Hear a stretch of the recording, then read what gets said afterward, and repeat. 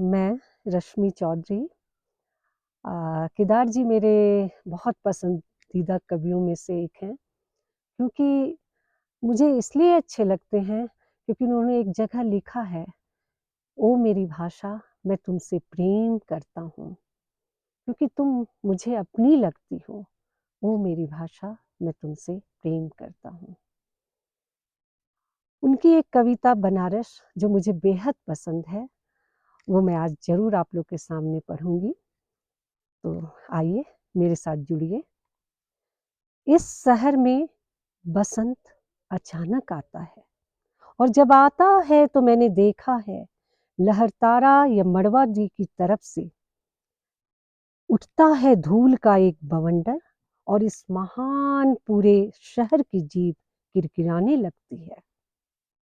जो वह सुगबुगाता है, जो नहीं है वो फेंकने लगता है पंचखियां। आदमी दशाश्वमेध पर जाता है और पाता है घाट का आखिरी पत्थर कुछ और मुलायम हो गया है। सीढ़ियों पर बैठे बंदरों की आंखों में एक अजीब सी नमी देखा है, और एक अजीब सी चमक से भर उठा है भिखारियों के कटोरों का निचाट खालीपन। तुमने कभी देखा है खाली कटोरों में बसंत का उतरना? इस शहर में इसी तरह खुलता है, इसी तरह भरता है और खाली होता है यह शहर।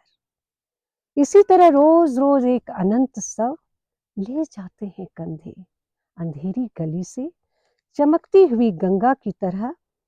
इस शहर में धूल धीरे धीरे उड़ती है, धीरे धीरे चलती है।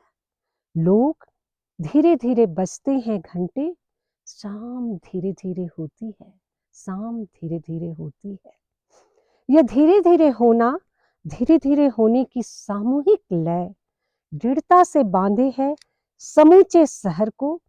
इसी तरह कि कुछ भी गिरता नहीं है, कि हिलता नहीं है कुछ भी, कि जो चीज जहां थी वहीं पर रखी है, कि गंगा वहीं है, कि वहीं है बंधी नाव, कि वहीं पर रखी है तुलसीदास की खड़ाओं सैकड़ों बरस से।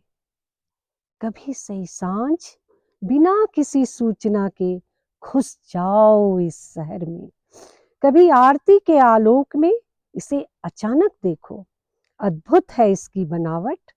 यह आधा जल में है, आधा मंत्र में, आधा फूल में है, आधा शब में, आधा नींद में है, आधा शंख में। अगर ध्यान से देखो तो यह आधा है और आधा नहीं भी है। जो है वह खड़ा है बिना किसी स्तंभ के, जो नहीं है उसे थामे है राख और रोशनी के ऊंचे ऊंचे स्तंभ। आग के इस स्तंभ और पानी के स्तंभ, धुएं की खुशबू के, आदमी के उठे हुए हाथों के स्तंभ, किसी अलिखित सूर्य को देता हुआ अर्ध। शताब्दियों से इसी तरह गंगा के जल में अपनी एक टांग पे खड़ा है यह शहर, अपनी दूसरी टांग से बिल्कुल बेखबर, बिल्कुल बेखबर। तो यह है इनकी बनारस एक शहर की गाथा।